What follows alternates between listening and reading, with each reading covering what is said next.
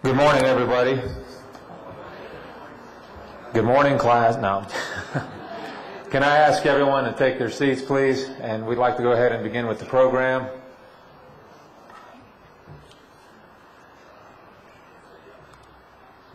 We want to welcome everyone to our, I'm not sure if this is our 13th or 14th TAI gathering. The Texas Arrhythmia Institute is the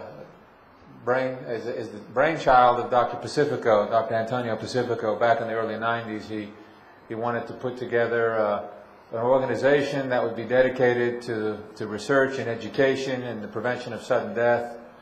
And the TAI was the result of that effort.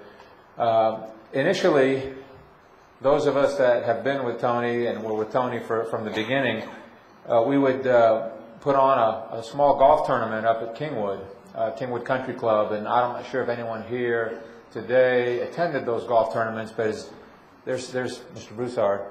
Brasso, excuse me. You know, we had 20, 30 patients show up with some spouses, and we'd have a nice dinner, and from that humble beginning, you know, we've evolved to a much more scientific and educational program, which we plan to continue at least annually. That's my understanding. For those of you that don't know me, I'm Nadim Nasser. I started working in the practice back in 1992, 6 months after Dr. Pacifico started the practice. Normally, I'm a little bit more appropriately dressed. A lot of you are wondering why I have this walker up here. I just had hip replacement surgery last week, and so I'm going to be hobbling around a little bit. But the one thing that positive that came out of it is I asked my surgeon to add about another inch or two of length on my right leg, the better with which when I try to kick somebody I can reach him. So the nurses in the office know that they're not going to have any slack. The program today is a potpourri of topics in current cardiology. There are some discussions on fairly new techniques. There are some discussions on really advanced surgical techniques. There are going to be a few topics that we'll discuss that are currently hot news items that people may have seen in the newspaper in the last 6 months to a year. And there'll be an opportunity for everybody to ask questions, and we hope, and it is our goal to impart to you important information that will be new to you and refresh your memory.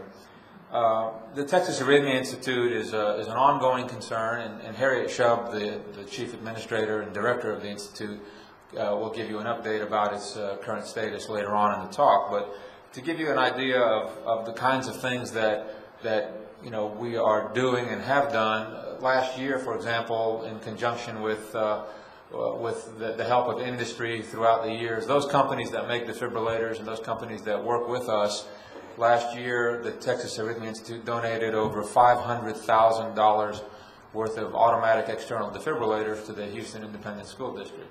And every school in the HISD was equipped with at least one AED.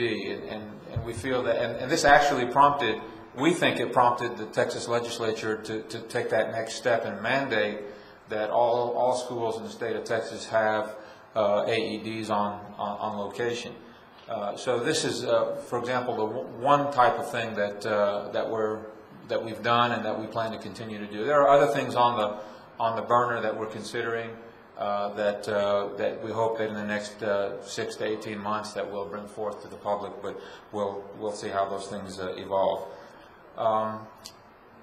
This is a very casual morning, despite the fact that some of the doctors are wearing suits. You know, we want you to feel like you can raise your hand and ask questions, and certainly ask those questions, particularly at the end of their talk when we've opened the floor for discussion.